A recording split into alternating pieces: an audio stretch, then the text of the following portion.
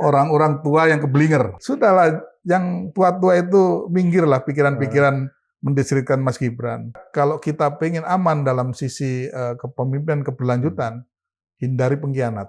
Dan pengkhianat itu pasti teman kita yang sudah kita jadikan, kita bantu, diposisikan ini pada situasi tertentu, beliau berbalik. Dan pengkhianat ini akan karma nanti ini. Tenang Pak Prabowo, saya ada di sini. Itu mengandung makna komunikasi yang luas itu, Bang. Sudah, Bapak lakukan apa saja semaksimal mungkin untuk sisanya kami, sisanya saya.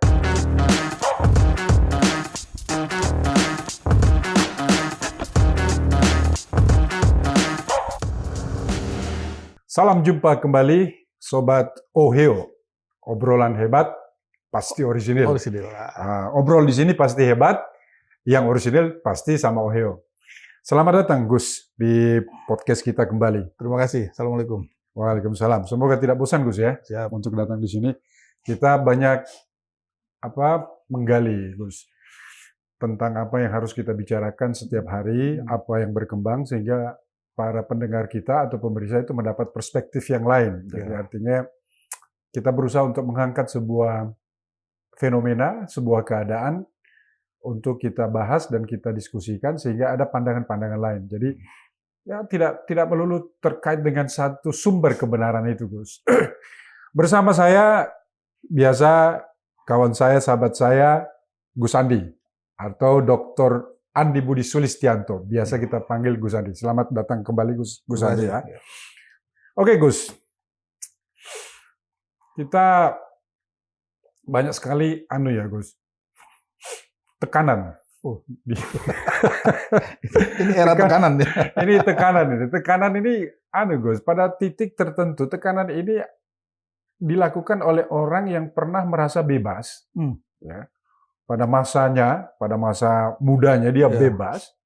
Ketika mereka semua sudah ada di posisi senior atau tua, justru kebebasan itu menjadi barang yang tidak boleh muncul di umur kala mereka bebas. Ini sama dengan prinsip ya, kalau dulu waktu kita muda, Gus, kita ini kan senang sekali untuk dibebaskan. Kita harus melawan. Nah, pada saat kita punya anak, kita ingin mengawasi dan kita ingin menekan anak kita sendiri. Kira-kira begitu, Gus, ya. Ini kita Gus, ya. Saya juga harus berpikir demikian ya, melihat bagaimana posisi pemuda ke depan ini menjadi sebuah center atau pusat dari pergerakan. Mari kita bicara tentang Gibran, Gus. Oke. Gibran ini anak muda, Gus. Kebetulan terpilih menjadi Wapres. Sebenarnya apa yang salah dengan dia? Itu yang ditanyakan. Iya. Nggak ada yang salah. Apa kita meninjaunya dari sisi atau sudut atau perspektif mana? Dari perspektif hukum sudah jelas. Semua sudah diatur dan dia diperbolehkan untuk tampil. Dari perspektif psikologis dan sosiologis sudah ada contoh-contohnya bahwa pemimpin negara kita ini kan tidak melulu harus tampil orang-orang tua, senior. Bisa dicontohkan di kehidupan kerajaan masa lalu. Ada itu contohnya, Gus. Pada saat Brawijaya kedua, Jaya Negara, masih muda sekali, umur 16 tahun sudah jadi raja. Sultan Agung, umur 20 tahun, Raden Mas Rangsang, dinobatkan menjadi raja yang justru akhirnya menjadi raja yang hebat. Tidak jauh-jauh. Sekarang di Keraton Kasunanan Surakarta. Ayahanda dari Pakubuwono yang ke-13 ini, ya berarti Pakubuwono 12 itu yang dimaksud. Itu dilantik jadi raja umur kurang dari 20 tahun. Bahkan beliau kalau kita lihat sejarahnya, mampu mengikuti ritme, mengikuti perunding-perundingan dengan Belanda. Dengan rapat-rapat dan sebagainya untuk mengawal tegaknya NKRI. Jadi apa yang salah? Gibran tampil menjadi calon Wapres dan terpilih menjadi Wapres umur 30 tahun ke atas. 37. Nah, tapi yang paling penting ini yang menarik, Bang. Nah, ini. Apa itu? ketokohan dan kefiguran Mas Gibran ini merepresentasikan anak muda, kaum Gen Z.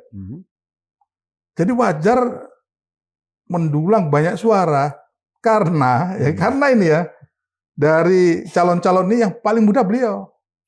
Apa bukan karena dia anak presiden sebelumnya, Gus? Nah, artinya persoalan anak muda dan kebetulan anak presiden itu adalah nilai tambah dalam konteks keterpilihan. Nilai tambah. Tapi sosok Gibran kalau itu diukur sebagai tokoh yang tidak kredibel, tidak kapabel, nggak mungkin terpilih. Gibran ini sudah melalui proses menjadi seorang pemimpin di daerahnya. Dan ingat, terpilih dengan hampir 90% loh. 80 berapa? Wali Kota Solo. Wali Kota Solo. Dan orang Solo itu rasionalis. Orang Jawa yang rasionalis. Inggih, boten. Apa bukan karena efek PDI Perjuangan mungkin? Ya, semua kan punya nilai tambah. Pada saat PDI Perjuangan besar ya di Jawa Tengah, khususnya di Solo, ada presiden dan sebagainya. Semua itu kalau memang tidak dasari anak ini tidak bagus track recordnya, masyarakat juga nggak mau. Masyarakat ini cerdas. Nah, oleh karena itu ada ukurannya lagi bahwa sesuatu yang dinasti tapi itu positif, demokratis, nggak ada masalah. Bagaimana caranya, Gus? Kita mengukur dinasti itu positif gitu. Nah, apa ada contohnya, Gus? Bagaimana? Gini, ukuran dari sebuah positioning kita yang menciptakan dinasti ya, siapapun tokoh itu, kepingin ada penerus dari konsepnya penerus, keberlanjutan. Atau kalau dia salah pilih orang, tidak membangun dinasti, maka jangan heran dan jangan marah nanti kalau ada orang-orang yang kita sudah angkat, sudah berikan tempat yang baik berkhianat. Jadi antitesanya, justru kalau kita tidak membangun dinasti, kita siap-siap untuk dikhianati oleh orang yang penerus itu, oleh yang kita angkat, yang kita sudah tempatkan. Suatu ketika karena kepentingan berbeda, dia berkhianat. Coba pilih yang mana? Ya. Nah, inilah konsep raja-raja dulu. Kenapa harus menyiapkan putra mahkota? Ya kan disiapkan dulu, disekolahkan, diajari kanuragan, diberikan ilmu-ilmu tirakat dan sebagainya. Disiapkan. Tidak sekonyong-konyong anak itu liar dan sebagainya terus diangkat, tidak. Semua yang sudah dipersiapkan dengan matang, terutama attitude-nya ya, kesopan santunnya, tata bahasa, terus kemampuan daya pikirnya. Bahkan kita bisa lihat pada saat Mas Gibran tampil di debat, apa yang kita lihat? Seorang anak muda yang punya kapabilitas cukup, ya artinya keterampilan dalam mengkomunikasikan sebuah ide-ide dan sebagainya, bisa dilihat masyarakat bahwa bukan omon-omon gitu loh. Artinya dalam konteks kedinastian ini, kalau secara positif dan demokratis tambah satu lagi, tidak ada masalah. Contohnya banyak, Bang. Nah, kita lihat contoh, kita sebut saja ya. Bu Mega misalnya saat beliau tampil ya, sudah di luar tekanan dan sebagainya. Ini musim-musim tekanan memang dari dulu. Maka ada adiknya Mas Guru, ada Mbak Putih ya, keponakannya, kemudian Mbak Puan. Pak SBY sendiri sebagai presiden ya, sebagai ketua Demokrat. Ya, putranya semua ya, betul. Mas Ibas ya, Mas Heri Multi. Siapa lagi? Banyak sekali seperti contohnya ya, kita lihat Erlangga Hartarto mungkin. Ya mungkin Pak Erlangga dengan ada putranya. Tapi semua itu tidak asal tunjuk. Berproses dengan demokratisasi, dipilih oleh rakyat. Ya kan? Artinya keberlanjutan itu berarti hanya membentuk dua sisi ya. Satu legacy, bahwasanya keberlanjutan itu adalah bagian daripada keberhasilan dari pemimpin sebelumnya. Yang kedua adalah loyalitas, begitu ya? Betul. Jadi yang diharapkan dinasti itu adalah loyalitas, dedikasi, dan meneruskan apa-apa yang menjadi kebijakan baiknya keluarga, ayah, atau senior dan sebagainya. Oke, Gus, kalau kita melihat berarti yang salah dari Mas Gibran dari hasil suasana yang terjadi itu kan permasalahan utama itu adalah umurnya. Yang kedua itu adalah mungkin Mas Gibran kurang banyak temannya karena masih muda. Apa gimana Gus?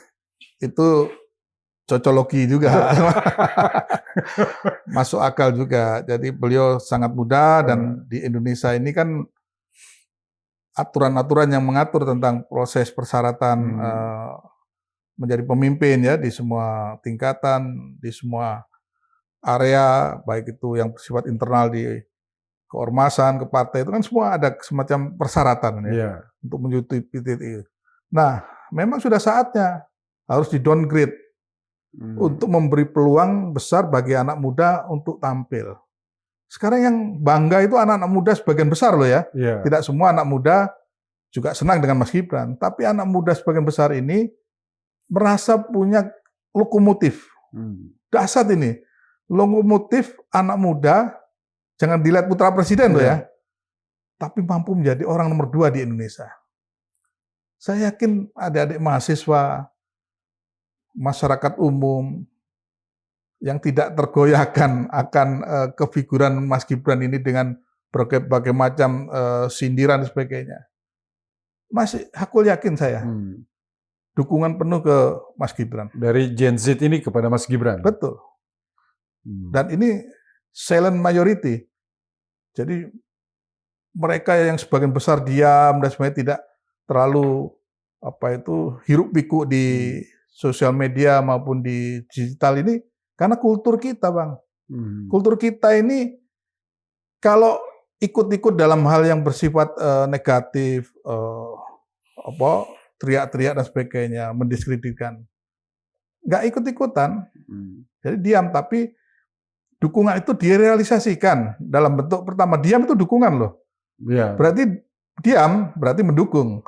Artinya tidak melawan. Ya, apalagi nanti Mas Gibran duduk sebagai wapres dan punya tugas secara profesional yang ditugaskan oleh Presiden, mungkin mengatur terkait dengan gizi ya, gizi gratis, kemudian terkait dengan aglomerasi Jakarta dan sekitarnya. Saya kira sosok Gibran ini akan melangkah tahap demi tahap menjadi pemimpin yang memang sudah waktunya untuk memimpin Indonesia dalam kapasitas bekerjasama dengan Bapak Prabowo sebagai orang nomor 2. Gus, Gus, nggak ada kartel orang tua atau sekelompok orang tua yang tidak suka dengan anak muda itu apa ada indikasi itu, Gus? Artinya ya pasca reformasi ini kebanyakan orang-orang yang menunggu setelah Soeharto ini karena lama berkuasa, sudah tua tapi belum berkuasa, akhirnya mereka ini merasa ada kepantasan terhadap senior-senior ini untuk memimpin, sehingga anak muda itu dianggap bagian daripada bagian kecil dari pembangunan lah. Ya. Jadi ada semacam kartel lah. Gimana, Gus? Kalau ini paham yang salah ini. Orang-orang tua yang keblinger. Karena tidak merasa puas dengan apa yang sudah dilakukan sekian waktu selama muda, sudah menjadi pergerakan selama setengah tua, sudah menghasilkan banyak materi yang sudah disuguhkan, macam-macam. Dan yang tua ini sebenarnya manditoratu. Apa artinya manditoratu? Menasehati, memberikan nasihat, memberikan banyak pikiran-pikiran, dan ini kan mereka kayak gagap. Sekarang ini kan kita hidup di 2 dimensi ya, di dunia nyata dan di dunia digital, dunia maya. Nah, di dunia maya ini terjadi transformasi besar-besaran. Informasi yang berkembang itu kan sudah nggak bisa diukur tahun, bulan, hari, detik per detik udah berubah. Maka kalau anak muda sudah punya menu sendiri dan sebagian besar sama karena sederajat ya, seangkatan, itu orang-orang tua harus bisa aktualisasikan pikiran dan psikologisnya untuk mendorong, memberikan dukungan kepada keberlanjutan anak muda ini tampil. Nah, kalau misalnya sosok Gibran saja terus dihambat-hambat, berarti maunya orang-orang tua semua. Ini kan nggak bagus. Pasti akan terjadi disparitas nanti.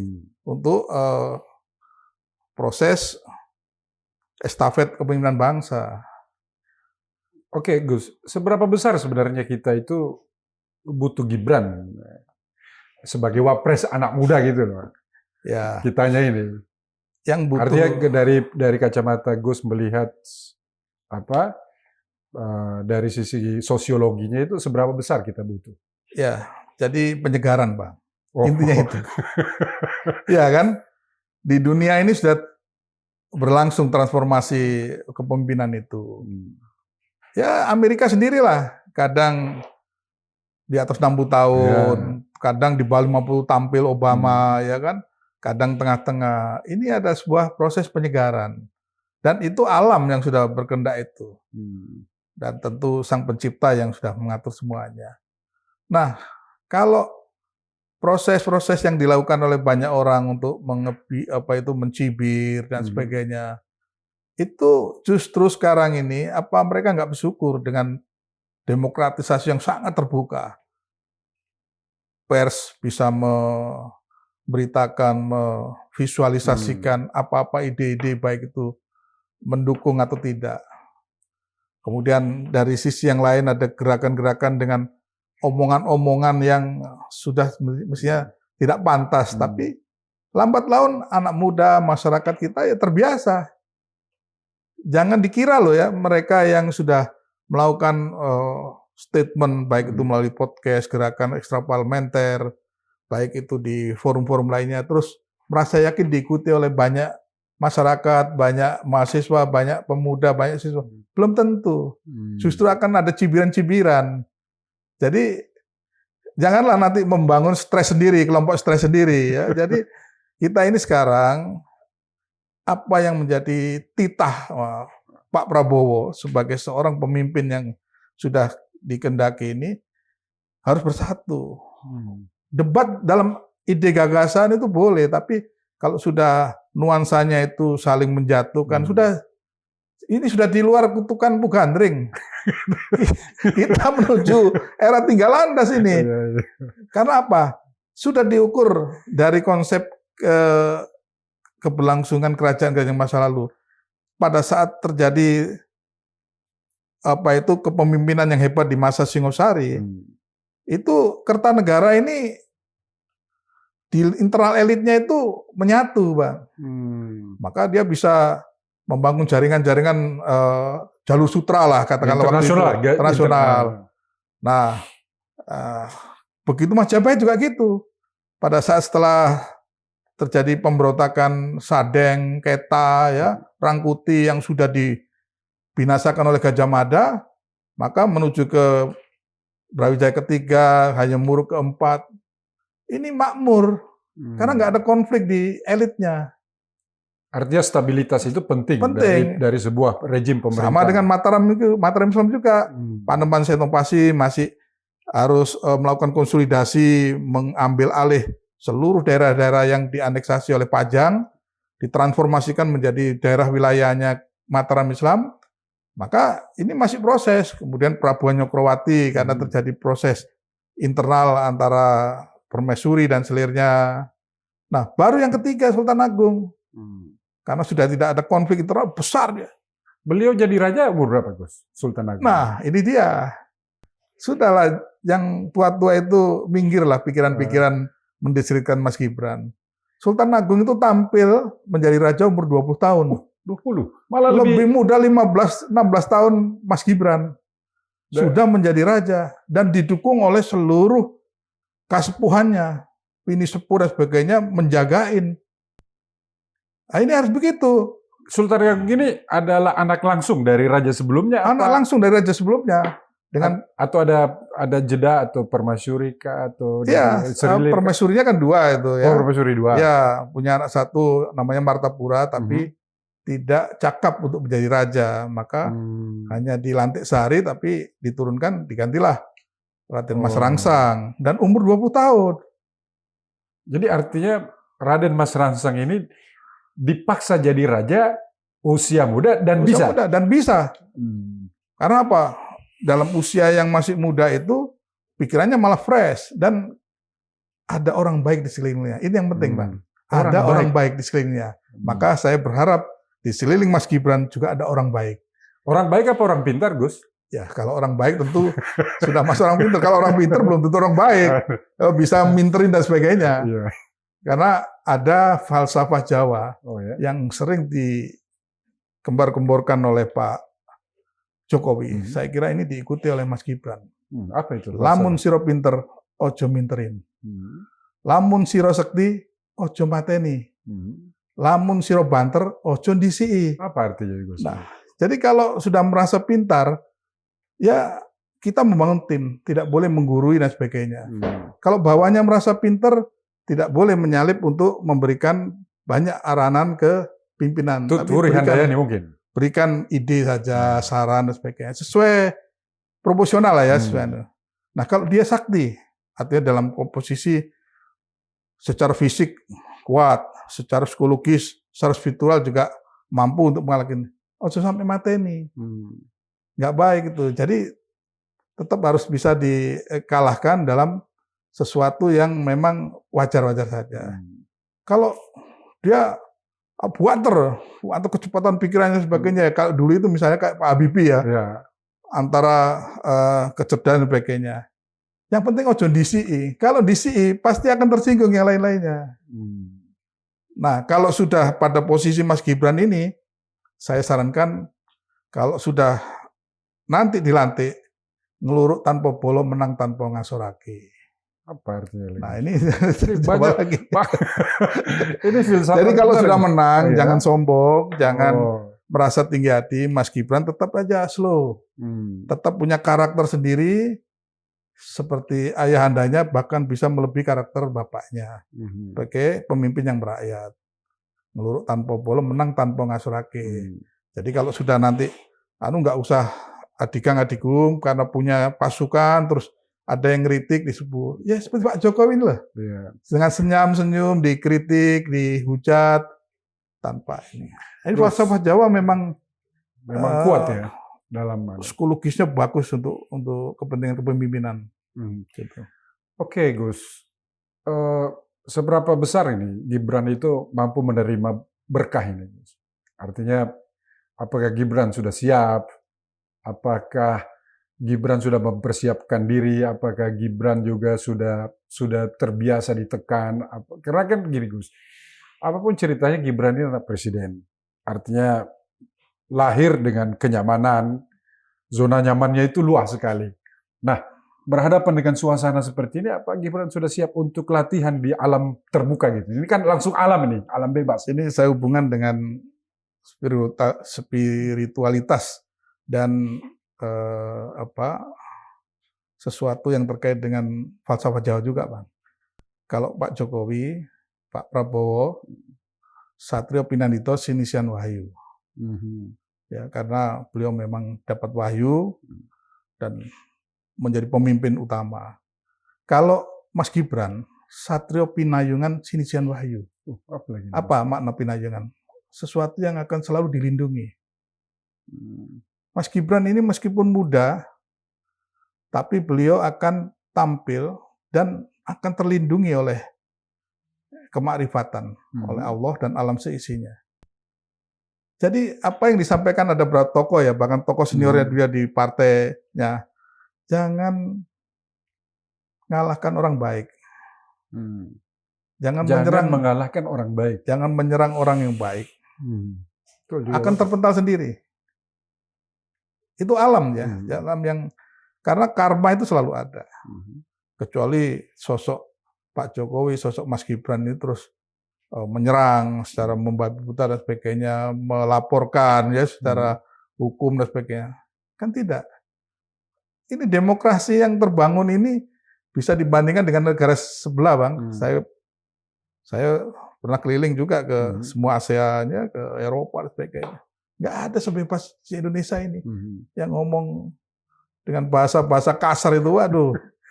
Tapi justru itulah dengan ngelurut tanpa bolo, menang tanpa ngasoraki itu yang selalu diugemi. Diugemi itu seperti dihayati dan semeleh itu artinya ikhlas, sabar, nerimo itu penting. Tapi di balik itu semuanya menghanyutkan. Nah, itu yang penting. Artinya Gibran ini memiliki kemampuan yang tersembunyi yang sudah dipersiapkan oleh dirinya sendiri atau memang masih diikuti bapaknya nanti? Saya kira beliau sudah punya karakter sendiri. Punya karakter sendiri yang jadi tidak lagi dibayang-bayang Pak Jokowi? Ya, kalau bayang-bayang itu kan hal yang lumrah ya, karena sosok itu harus menjadi semacam komparasi ya, perbandingan. Oh, dari sekian tokoh ini, ayah saya sekian persen saya ikuti. Oh, saya ikuti tokoh ini. Dan attitude-nya, sopan santunnya dengan siapa saja, itu masih melekat di diri Mas Gibran. Jadi Mas Gibran ini tidak menokohkan dirinya sebagai putra presiden sebenarnya.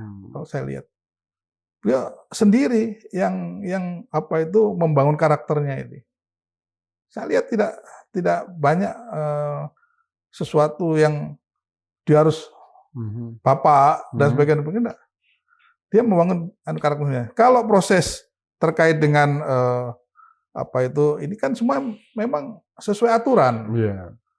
Apalah daya kalau misalnya partai-partai lain ya tidak mendukung, terus akhirnya masyarakat juga terbangun dengan digitalisasi itu menjelek-jelekan keluarga Pak Jokowi terus terpengaruh. Dan bisa saja tidak terpilih. Bisa, ya. Artinya ini takdir, Gus ya? Takdir bagi sudah Gibran ya. Ya. Gus, kira-kira sanggup gak ini bangsa ini hidup dengan, ataupun masyarakat kita ini hidup dengan suasana yang seperti begini? Artinya ini kan sebenarnya ini bukan fenomena baru ya. Ini tiba-tiba ada semacam sebuah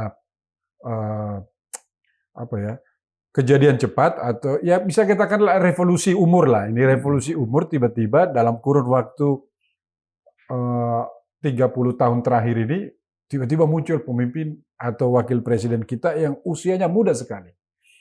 Sanggupkah kita ini nanti hidup?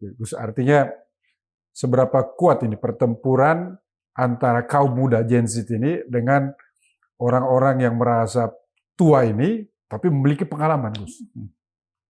Ya, kalau Abang pertanyaannya seperti membuat pilihan. Tidak ada yang tidak mungkin.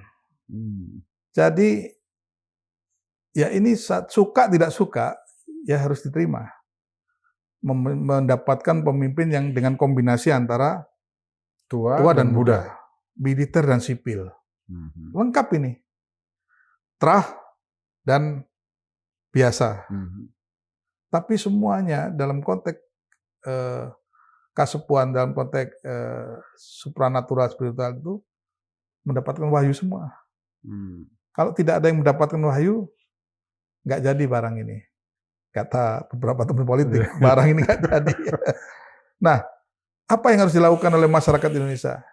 Ya sudahlah, kita sekarang hidup di dunia yang nyata dan dunia maya, maka kita pintar-pintar untuk memilah berita itu baik, berita itu mendiskreditkan, berita itu hoak, saya kira semuanya sudah secara alami akan diikuti. Dan saya hakul yakin tokoh-tokoh yang berumur, yang sudah malang melintang di dunia politik, pengalaman, punya sumber daya, resources tinggi, baik secara materi, jaringan, dan sebagainya. Tidak semuanya juga. Ini politik, Bang. Katakanlah ada 10, 4 atau 5 yang kontra ini, yang 5 akan dukung Gibran. Bertarunglah mereka. Belum lagi diukur dari sisi generasi Z. Katakanlah generasi Z ini 50%. Di Mas Gibran bisa 40%. Yang 10% ya teriak-teriak, nggak apa-apa. Semua yang teriak-teriak pasti terkanalisasi dengan jaringan-jaringan ini. Artinya ini yang berteriak adalah mereka yang tidak menikmati atau tidak menang ya dalam apa? Ya itu saya nggak menjustifikasi itu. Ini soal kue kekuasaan ya. Jadi ya semua bisa diukur dari situ. Gus, bisa kita katakan fenomena Gibran ini adalah sebuah gerakan postmodernisme. Nah itu yang penting. Ini saya mau cerita itu udah Abang tanyakan dulu ini. Jadi postmodern ini kan untuk menutupi atau memberikan satu penguatan pada apa yang terjadi pada zaman modern. Kalau sudah post ini kan sudah sesuatu yang memang tidak bisa dijangkau oleh banyak orang. Maka begitu Mas Gibran kepilih semua kaget. Tapi buat anak muda yang mendukung Mas Gibran nggak kaget karena dia butuh lokomotif, butuh representasi, butuh figur, butuh nanti bahwa saya akan terpenuhi hajat hidup, kreativitas kami, semua yang menjadi keinginan anak muda terkanalisasi lewat program-program yang dibangun oleh Mas Gibran dan pemerintahan ini. Dan saya yakin Pak Prabowo akan memberikan porsi besar bagi tumbuhnya kreativitas anak muda lewat kepemimpinan Mas Gibran ini. Kan kepemimpinan Mas Gibran ini kan kalau ditinjau dari nanti berapa yang harus dikelola dari sisi pengaruhnya di kementerian, itu kan hanya sebatas formalitas saja. Tapi sebagai figurnya dia sebagai wapres. Dia bisa kemana-mana untuk membangun jaringan-jaringan anak muda di luar struktur kabinet. Apa sebenarnya gerakan postmodernisme ini apa sebenarnya, Gus? Perlawanankah dia atau paradokskah dia atau apa, Gus? Ya, dalam untuk menertibkan sesuatu yang sudah tidak zamannya lagi. Namanya postmodern harus all out the box ya, pikirannya ke depan dan sebagainya. Dan ini memang eranya anak muda, ya yang tua-tua minggir sedikit lah, kasih jalan. Kalau minggir banyak boleh, Gus? Boleh saja, lebih bagus itu. Tapi sebenarnya sudah diberikan satu peluang oleh Pak Prabowo, ayo kita sama-sama bangun bangsa. Apa yang disampaikan Pak Prabowo? Bangsa ini, Indonesia ini luas. Seluas daratan Eropa katanya beliau. Kalau di Eropa itu 26 negara, atau kalau Schengen kita ngurus ke visa Schengen, itu kan kita bisa keliling ke negara-negara hampir 20 lebih itu negara. Nah, Indonesia hanya satu, dari Aceh sampai Papua. Maka kalau kita mau bersusah-susah, tidak Jawa sentris saja, peluangnya banyak. Makanya itu kecerdasan Pak Jokowi menampilkan, mendudukkan Istana IKN di Kalimantan itu sebenarnya ini punya daya sedot yang luar biasa untuk supaya terjadi proses migrasi ekonomi, kepentingan-kepentingan lain ke sana, tidak ke Jawa saja. Ini yang penting bagi sosok Gibran nanti akan meneruskan apa yang menjadi keinginan terwujudnya Indonesia yang lebih maju bersama Pak Prabowo. Terpilihnya Gibran sebagai wapres, Gus, apakah ini sebuah bentuk perlawanan sosial dari anak-anak muda itu sendiri? Karena ya hampir 30 tahun pasca reformasi ini kok belum ada sesuatu yang menggairahkan bagi anak muda. Jadi mungkin anak muda ini hanya merasa dimanfaatkan ketika ada demo untuk menjatuhkan sebuah rejim yang besar, tapi pada faktanya tidak banyak anak muda yang terlibat di dalamnya. Apa gimana? Jadi dulu kan agen perubahan ya, social change ya. Anak muda selalu kalau sudah ada keinginan para sesepuh, para orang tua, beda dengan rezim yang itu, maka anak muda bergerak. Kalau anak muda bergerak, representasi perubahan. Nah, sekarang kan sudah tidak zamannya lagi untuk bergerak ekstra parlementer. Kadang itu diperlukan juga untuk melakukan proses, tapi anak muda itu bangga. Nah, kita ngomong bangga ini kan tidak 100%. Artinya, sebagian besar anak muda itu bangga memfigurkan Mas Gibran. Terlepas dari kurang dan lebihnya sosok dan apanya yang terkait dengan beliau. Tapi kemampuan, keberaniannya tampil, ini membuat kebanggaan anak muda Indonesia. Dan menjadi catatan sejarah ini. Bahwa anak muda yang seusia Mas Gibran sudah menjadi wapres. Ini betul, ini sejarah. Iya, coba. Gus, coba kasih saya jawaban, Gus. Jika seandainya ini berandai-andai, kan Gibran ini kan belum ada orientasi politik ya. Gibran saya kasih 3 pilihan ya supaya tidak terlalu panjang ini. Antara PDIP, Golkar dan Gerindra. Kira-kira karakter Gibran ini cocok ada di partai mana, Gus? Wah, itu. karakter dan gaya pikir dia gitu. Artinya di mana tempat yang paling bagus bagi Mas Gibran ini sebagai Wapres berafiliasi terhadap tiga parpol yang saya katakan tadi ini. Ini kan bagus karena 1, 2, 3 kan. Jadi nomor 1, 2 Golkar, nomor 3 Gerindra. Kan ini soal situasional, kondisional, dan momentum, Bang. Iya. Jadi kalau kemarin beliau nyaman di Golkar. Apa faktanya bahwa beliau mendapatkan rekomendasinya dari Golkar? Iya kan? Iya, betul. Di saat orang lain partai lain tidak ingin merekomendasi, tapi sudah punya masing-masing ya yang sudah terkondisi sekian lama. Golkar ya. ini malah pengorbanan ya. Mengorbankan ketumnya untuk Gibran. Untuk Gibran. Karena komunikatif, dan Golkar ini kan terbuka banget. Akhirnya jatuhlah pilihan itu pada Gibran. Pak Erlangga memberikan rekomendasi itu dan disetujui oleh seluruh perangkat di DPP. Tidak ada upaya Golkar untuk menggait Gibran sebagai kader dan sebagai pengurus elitnya, gimana Gus? Ya itu kan terpulang untuk memberikan cap politik gitu kepada Gibran. Itu saya kira terpulang dari dua-duanya. Kalau Mas Gibran merasa nyaman dengan Golkar, saya kira Golkar terbuka. Kemudian kalau teman-teman elit merasa kepingin mempunyai sosok yang hebat di pimpinan tertinggi bangsa ini, ya Mas Gibran harus di Golkar. Karena Pak Prabowo sudah di Gerindra. Kan nggak mungkin. Jadi kalau punya wakil presiden kan seperti zaman Pak JK kemarin. Ya betul. Iya kan? Jadi memang nafas Golkar dan Mas Gibran ini hampir sama, situasional. Itu. Dan itu boleh-boleh saja. Nah, ini karakter inilah yang akan ditunjukkan Mas Gibran nanti ke depan. Artinya karakter Gibran ini pas berada di dalam lingkungan Golkar, Mas? Sangat pas. Nah, apalagi beliau memang harus punya partai, Bang. Saya sarankan ini. Jadi sekaligus untuk mengelaborasi seluruh ide, seluruh kemampuan merangkulnya Gen Z ini, agar anak muda tidak alergi politik. Bukan berarti menggiring ke satu partai politik, tidak. Tapi figur Gibran yang postmodern ini, itu justru akan membuat anak-anak muda harus tampil menjadi kader-kader politik.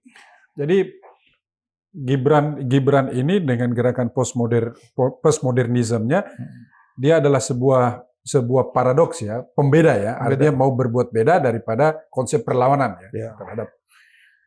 Boleh kita katakan Gus, apakah ini keberhasilan Jokowi dalam mendidik anak? Orang tua mana saja kan kepingin anaknya sukses, bahkan melebihi dari apa yang dicapai oleh orang tua ya. Betul. Ya saya kira Pak Jokowi berhasil dalam konteks sebagai orang tua, dalam konteks sebagai guru. Juga berhasil, meskipun banyak guru yang lainnya. Tapi pilihan-pilihan itu semua kembali pada anak. Kalau anak tidak punya kemampuan untuk mengikuti apa yang menjadi ritme sekelilingnya, nggak jalan, Bang. Banyak contohnya, nggak jalan. Artinya dari sekian anak itu kan pasti ada yang ngikutin orang tuanya, laki atau perempuan, ada tidak sama sekali, dan sebagainya. Tapi yang penting ukurannya adalah anak itu baik. Anak itu mau dan punya kemampuan. Nah, siapa saja sebagai orang tua kita di masyarakat ini juga harus membuat anak-anak kita ini tampil. Dan ini dinasti. Artinya pikiran dinasti itu sudah ada sejak di rumah. Iya, jadi jangan politik dinasti dan sebagainya. Coba kita merenung lah. Kalau kita kepingin maju, kita lihat ayah kita punya posisi yang kita pasti dibantu ayah kita. Kalau kita apa Gus mau begitu Gus hebat sukses terus yang dibina kok anak orang lain. Ya itulah. Jadi kondisional ya. Yeah. Oleh karena itu Mas Gibran ini sudah seperti pertanyaan awal tadi, ya memang tidak salah. Tampilnya Mas Gibran di gelanggang nasional ini secara hukum alam benar sudah. Karena itu adalah bagian dari yang memang dibutuhkan oleh anak muda, bukan dibutuhkan orang tua. Kalau orang tua merasa butuh, syukur, alhamdulillah. Karena sudah terwakili Pak Prabowo. Tapi orang tua yang mencibir, menegatifkan Mas Gibran, ya siap-siap aja stres sendiri. Karena anak muda ini penting. Kami kan sudah setengah abad nih Bang. Ya, kita sudah Saya melihatnya perspektif kita ini kan harus positif, realistis di lapangan bahwa anak muda ini butuh figur. Emang bersih-bersih amat yang tua-tua ini terus minta difigurkan oleh anak muda, belum tentu. Ya, betul. Ya, anak muda itu butuh orang fresh, orang yang belum terkontaminasi dan sebagainya. Butuh teman-teman seumuran untuk menyampaikan aspirasi betul. Ya. Oke Gus.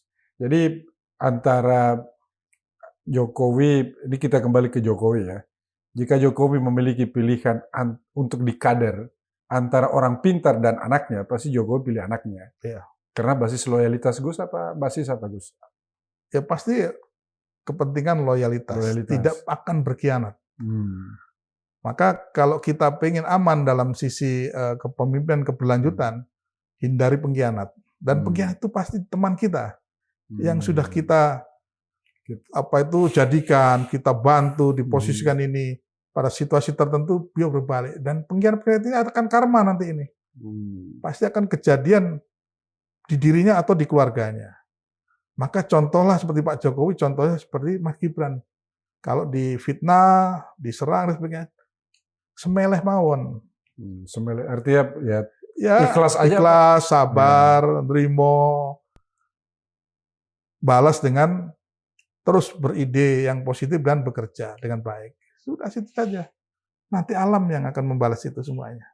Nggak usah repot-repot diri seorang Pak Jokowi maupun Pak Mas Gibran. Memang sekarang ini zamannya Gus, sudah selesai lah urusan orang tua itu ya. Artinya mereka yang tidak ada dalam posisi penting dan sudah berumur tua sudahlah cukup memberikan nasihat ya. Betul. Tidak usah ikut bertanding di lapangan. Ya. Gitu Gus ya. Makanya harus kalau dalam ciri atau peribahasa orang Jawa itu ya sabdo pandito lah. Jadi orang-orang tua sudah yang di umur 60 tahun ke atas itu kan tentu pengalamannya ini harus ditransformasikan ke anak muda yang memang sudah punya level sendiri. Dan sekarang sebenarnya orang tua ini kesalip dari konteks pemahaman pengetahuan yang luas karena anak muda lebih cepat mengadopsi banyak informasi di internet. Orang tua terlambat dalam itu, makanya selalu marah-marah terus. Jadi orang tua sukanya marah, anak muda kreatif. Ambisinya tinggi. Artinya ada untungnya Prabowo ini punya wapres anak muda seperti Gibran. Sangat untung. Jadi ini keseimbangan yang sangat mutualistik. Mutualistik itu artinya ya sama-sama saling memberikan keuntungan, sama-sama memberikan kontribusi yang baik dan menafikan hal yang negatif. Mutualistiknya di situ. Jadi artinya Prabowo ini merasa nyaman ya dengan anak muda seperti Gibran. Ya, sangat nyaman. Dan akhirnya nanti akan banyak mendapatkan penugasan-penugasan apa gimana Gus? Pembagian kekuasaan lah. Ya, Presiden Wapres. Kan kalau kita amati dulu waktu Pak Prabowo mau saat kampanye ya tampil apa yang dikatakan Mas Gibran. Tenang Pak Prabowo, saya ada di sini. Itu mengandung makna komunikasi yang luas itu Bang. Dari teori komunikasi persuasif itu. Artinya apa? Ada hubungan yang sangat persuasif antara Pak Prabowo dengan Mas Gibran nanti ini dalam posisi pembagian tugas. Sudah, Bapak lakukan apa saja semaksimal mungkin untuk sisanya kami, sisanya saya. Sisanya saya. Artinya gitu. Maksimalkan apa yang dilakukan, sisanya Pak Gibran. Itu bentuk ketawaduan, bentuk loyalitas, bentuk dedikasi anak muda terhadap seniornya. Dia lakukan apa saja yang diberi tugas oleh Pak Prabowo secara profesional, Bapak maksimalkan, saya sisanya. Coba bayangin. tidak perlu meminta yang sebanyak-banyaknya, tidak. Bapak lakukan semampu apa yang Bapak lakukan, kami sisanya. Tenang, kami ada di sini, saya ada di sini. Ini maknanya luas banget, dalam banget perkataan Mas Gibran itu. Berikan saya 1000 orang tua akan kucabut semeru dari akarnya. Betul. Berikan aku 10 pemuda akan kuguncang dunia. Ini kata Soekarno. Soekarno. Iya. Jadi tidak ada lagi cerita 1000 orang tua ini. Tidak ada lagi. Jadi ini memang sudah waktunya. Ayolah kita semuanya terima dalam keadaan ini. Kita lihat, kan kalau dulu ada evaluasi 100 hari pertama seperti apa, ya berikanlah porsi-porsi itu. Tidak usah pakai semacam demarkasi ya. Nanti sekitar tanggal 20 Oktober setelah ini harus gini. Nggak usah lah, ini sudah proses keberlanjutan. Nggak ada kanalisasi atau garis demarkasi tanggal 20 nanti ada gini. Itu namanya tidak mendukung dan tidak memberikan kesempatan pada generasi muda yang difigurkan Mas Gibran tampil itu. Masa anak muda yang sekian banyak yang terwakili ini mau dipotong? Kan maunya mereka seperti itu ya. Ya, Gus. Apa ya? Bagus sekali perspektif baru ini kita melihat Mas Gibran memiliki sebuah kesempatan ya. Kesempatan ini untuk merepresentasikan anak muda. Juga untuk membawa Indonesia maju lebih cepat lagi.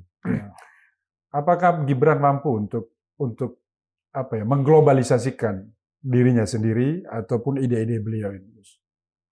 Ya, saya kira Mas Gibran atau pemimpin negara manapun ya, terutama Indonesia ya harus konsepnya global. Ya, Pak Prabowo nanti akan memaksimalkan muhibahnya ke luar negeri, urusan keamanan negara, urusan ekonomi makronya itu akan banyak dilakukan oleh Presiden. Mungkin Mas Gibran dalam konteks-konteks untuk mewakili kepentingan yang sudah sangat padat, luar negeri, dalam negeri, hal-hal yang mikro, hal-hal yang terkait dengan anak muda, terkait genset, dengan bisnis-bisnis e-commerce dan banyak digitalisasi ini, saya kira Pak Prabowo lebih percaya dengan Mas Gibran. Misalkan proses digitalisasi anak muda, baik itu di bidang ekonomi, di bidang pendidikan, di bidang kreativitas.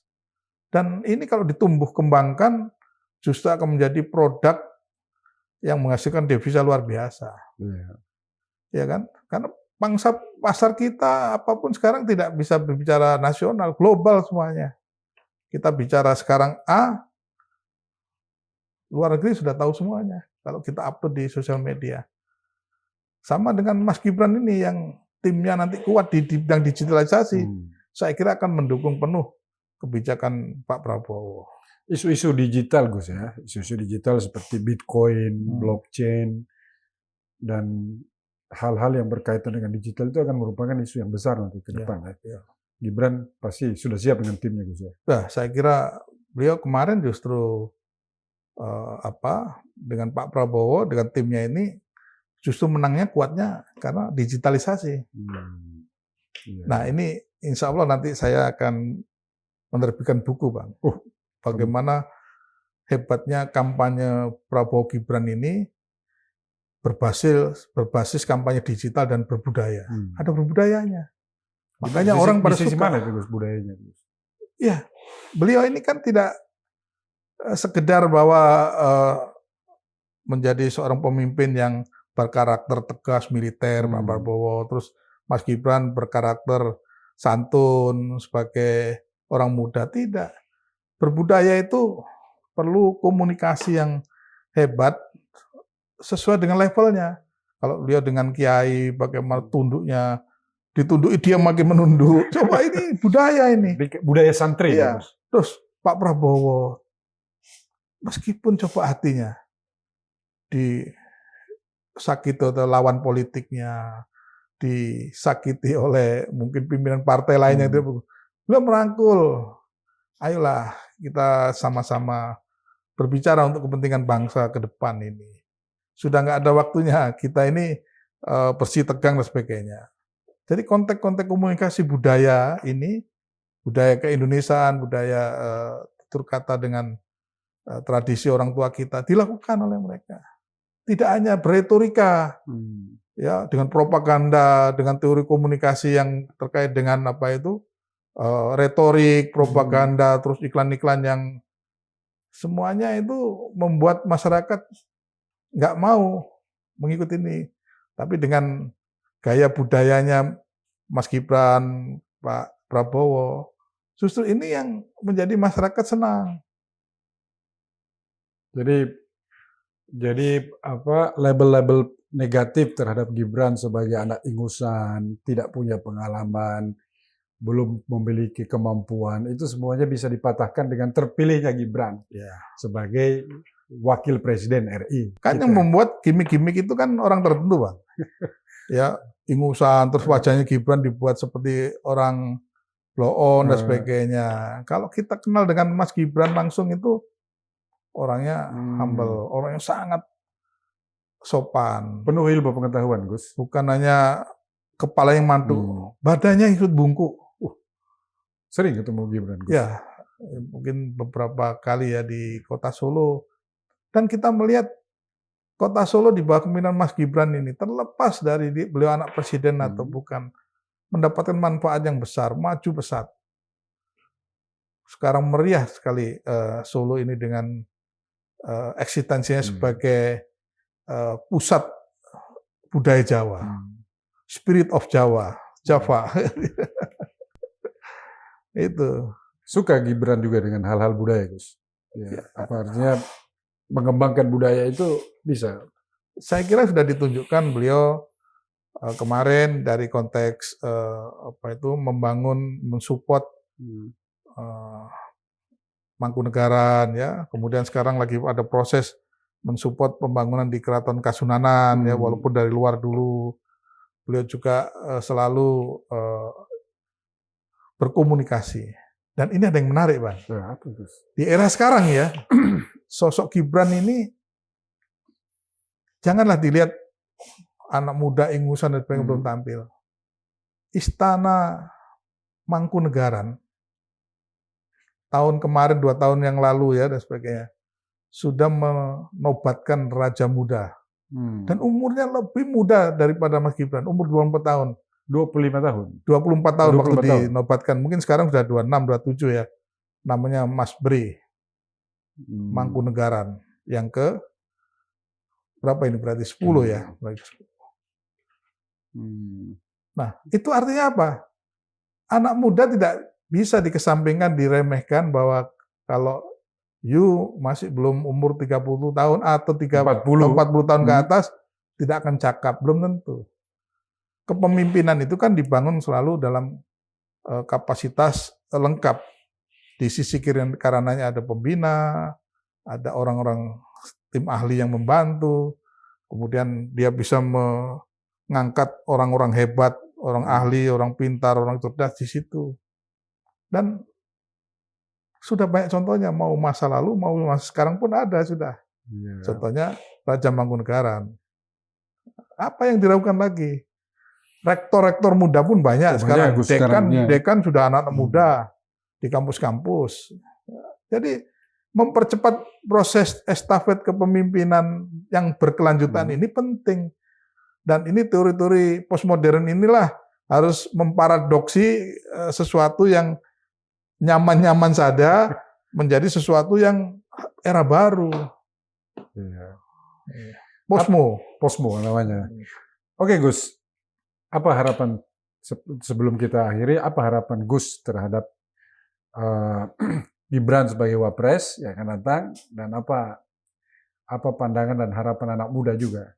Pesan kepada anak muda lah, Gus. Ya, saya Gus meminta pada Mas Gibran untuk selalu tampil percaya diri. Satu, tidak usah terlalu risau dengan serangan kiri kanan yang mendiskreditkan. Mas Gibran harus punya karakter sendiri yang merakyat, yang sopan, yang bisa berkomunikasi baik dengan senior maupun dengan jajaran samping maupun dengan bawah. Nah, disitulah kekuatan Mas Gibran yang akan membedakan dengan ayahandanya. Jadi jangan ragu-ragu untuk menciptakan karakter leadership-nya sendiri. Nah, bagi anak muda, masyarakat Indonesia, mahasiswa, pelajar, pemuda lainnya lah, mari kita sokong lokomotif baru ini. Karena apa? Ini akan menjadi presiden baik di kemudian hari yang menjadi kesempatan peluang besar anak-anak muda untuk bisa menggapai seperti Mas Gibran. Jadi biarlah Mas Gibran menjalankan tugasnya dengan baik, maka jika ada orang-orang yang mencibir, tokoh dan sebagainya, maka di era demokrasi itu hal yang wajar dan senyumin saja. Kalau kata Pak Prabowo, jogetin saja. Tapi mari kita dukung, karena ini figur yang merepresentasikan generasi Z. Karena disitulah nanti banyak peluang kreativitas, saluran-saluran yang terkait dengan jiwa anak muda, itu akan tertampung dan tersalurkan lewat Mas Gibran. Karena urusan negara ini sangat luas, sangat besar, dan Pak Prabowo sudah sangat tahu apa yang harus dilakukan. Maka berbagi tugas dengan urusan anak muda ini ya Mas Gibran ini. Dan itu nanti akan diwujudkan setelah dilantiknya pada tanggal 20 Oktober 2024. Wah, terima kasih Gus. Pemirsa, demikianlah tadi kita sudah mendengarkan perspektif baru dari pembahasan kita dengan Gus Andi. Tidak ada yang salah dengan anak muda. Yang adalah apa yang salah dengan kita menerima anak muda itu. Konsep muda adalah konsep semangat. Konsep muda adalah sebuah dinamika baru untuk menjunjung dan untuk membawa Indonesia ke depan. Patriotisme dan nasionalisme harus dipupuk, dibina dari awal. Bukan dipelajari. Sebuah kekuatan nasionalisme dan patriotisme harus dilakukan dengan sebuah perjuangan, pengorbanan, dan kalau perlu dengan pertempuran. Anak muda adalah sebuah bagian daripada gerakan nasionalisme ataupun gerakan perlawanan terhadap semua ketimpangan yang ada di belahan bumi macam manapun. Seorang filosof ya, dia mengatakan begini, nama filosof ini adalah Hasan al-Banna, dia mengatakan asasul iman al-qalbul zaki wa asasul ikhlas al-fuadul zaki wa asasul amal al-azbul qawi wa kulluhu illa fil syabab. Artinya begini, asas keimanan itu ada di hati yang bersih, asas keikhlasan ada di jiwa yang suci, asas sebuah perjuangan itu ada di kekuatan yang sangat kuat, dan tidak ada semua di jiwa manapun kecuali di jiwa anak muda. Sampai kali ini kita akan bertemu di dalam podcast yang akan datang. Semoga ini adalah semangat yang kuat bagi anak muda untuk melakukan sebuah pikiran-pikiran besar, dan ini pun juga adalah sebuah keikhlasan yang tinggi dari para orang tua untuk memberikan kesempatan. Tidak ada salahnya dengan kesempatan, tidak ada salahnya juga dengan sebuah kekuatan. Sampai yang akan datang, mudah-mudahan kita semua dalam lindungan Tuhan Yang Maha Esa dan sehat selalu. Sampai jumpa.